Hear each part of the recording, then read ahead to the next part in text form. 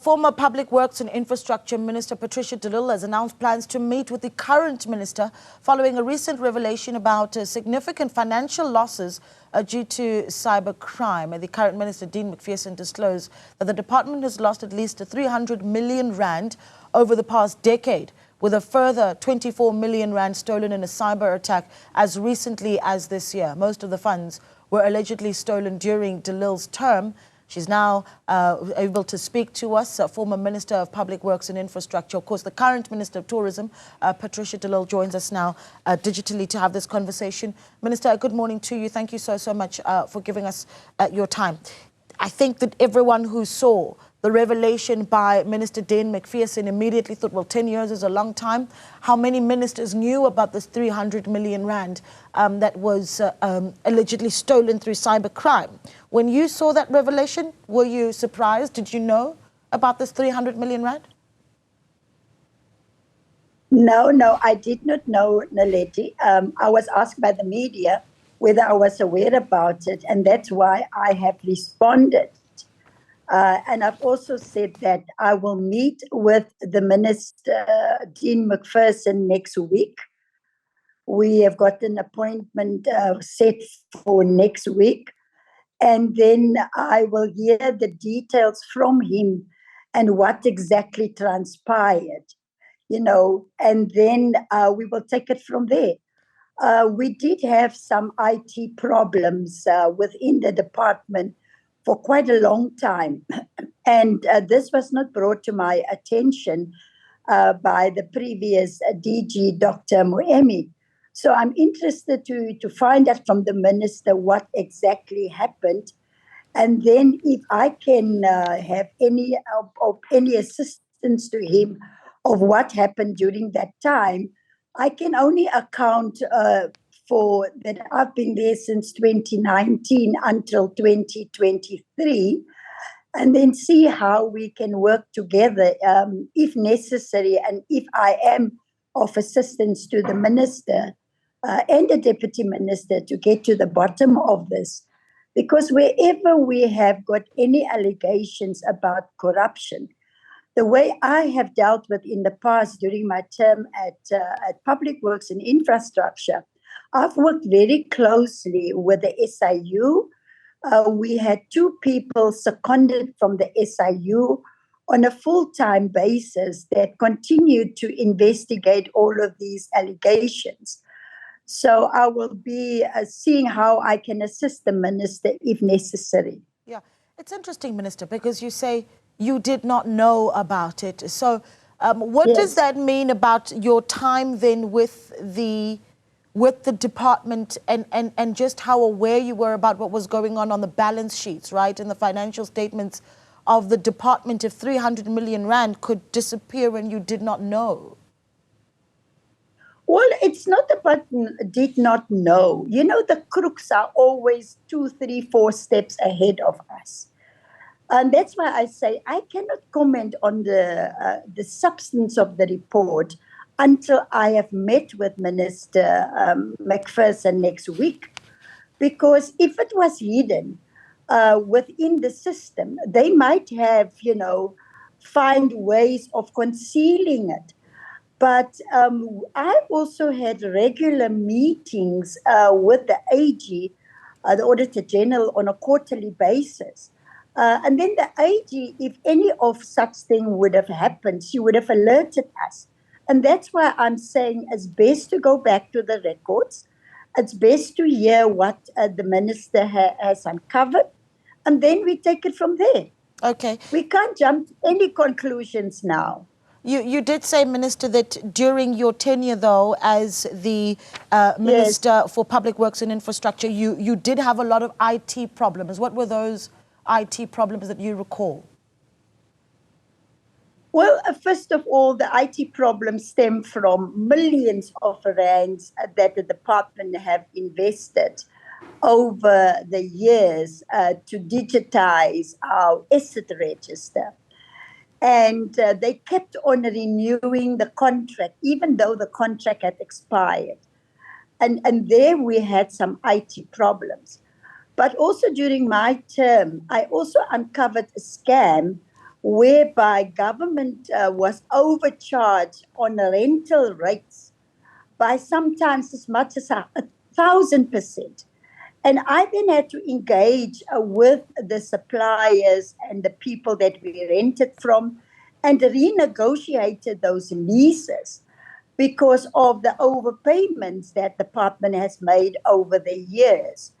And we were then able to save government 253 million rand by bringing those prices down to market-related prices.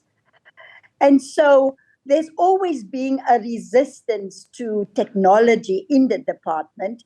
And I have even reported that to the Portfolio Committee of Parliament on many occasions. I have also approached National Treasury during the time and the procurement officer then to say, please come and help the department to sort out the IT problems. And National Treasury did intervene and they did make suggestions.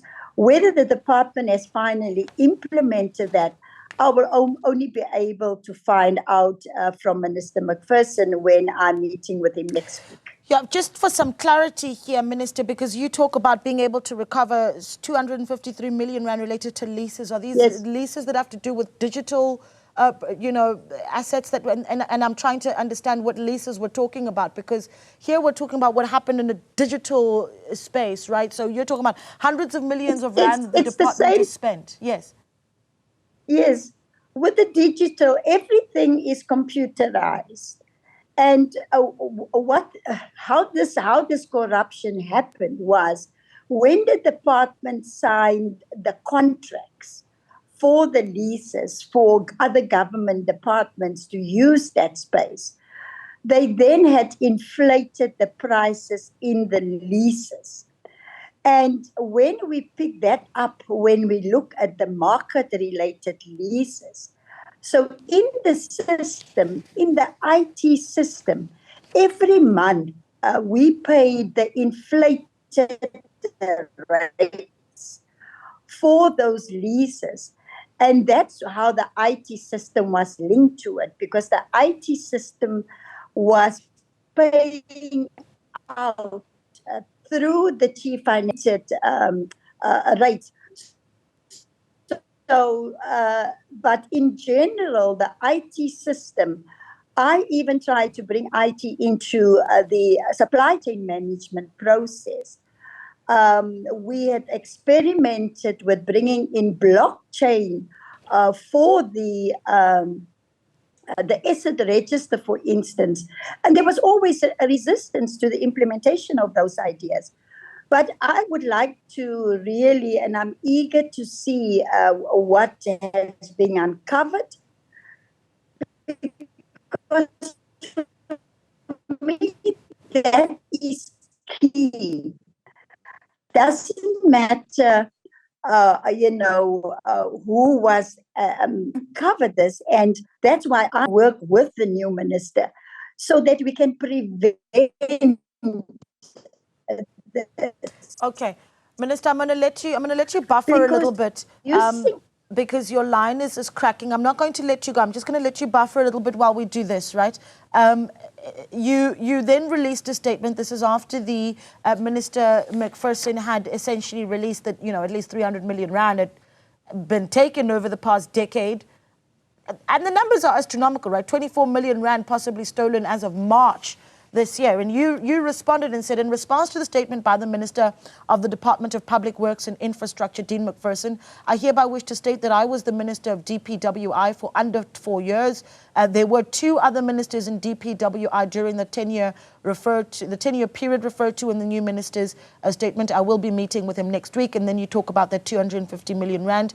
You talk about how you had an agreement with the SIU, who seconded 2 SIU officials to help investigate all allegations. So, who were the other ministers that you're talking about here? Thulas Nxesi between 2018 and 2019, Nathi Nhleko between 2017 and 2018.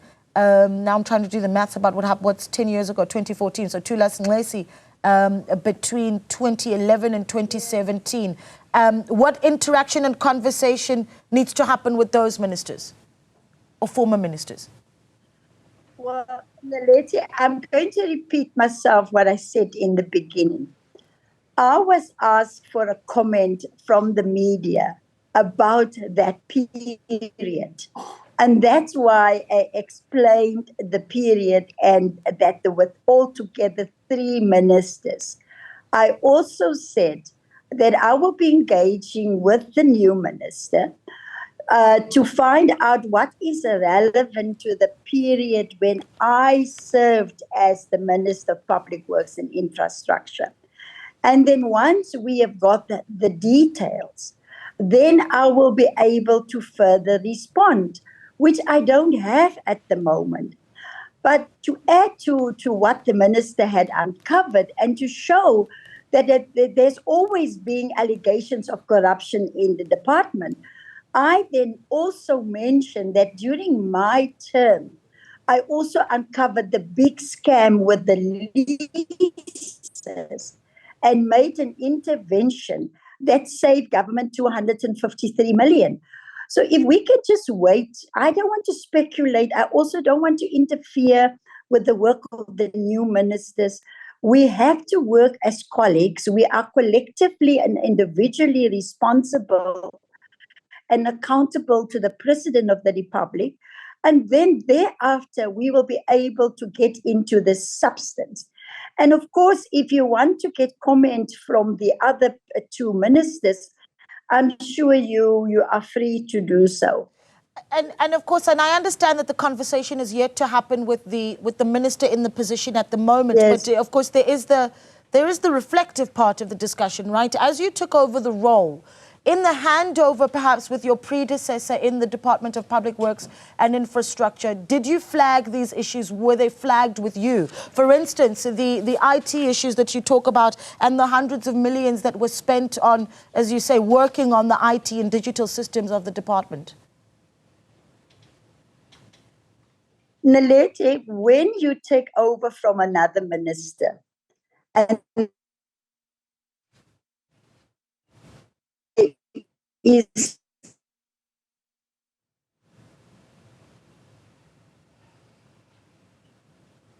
Oh, yeah, okay, that network really giving us some trouble. And this was such an important discussion. And unfortunately, digital challenges as we have a conversation around cybercrime. I don't know if we still have the minister. It seems that she's frozen. Perhaps we let this one go. But the question remains just how much information did each of the ministers know about what's happened? Okay, Minister, it seems that you're back. I lost you at the beginning of that answer. If you could just start again about the handover process, if you will, Minister. Okay, the minister seems to have lost the former Public Works and Infrastructure Minister, Patricia de Lille. She is, of course, currently Tourism Minister, and we'll keep checking in with her. She says that she is going to be or intends to meet with the current Minister of Public Works and Infrastructure, Dean McPherson, next week. All right.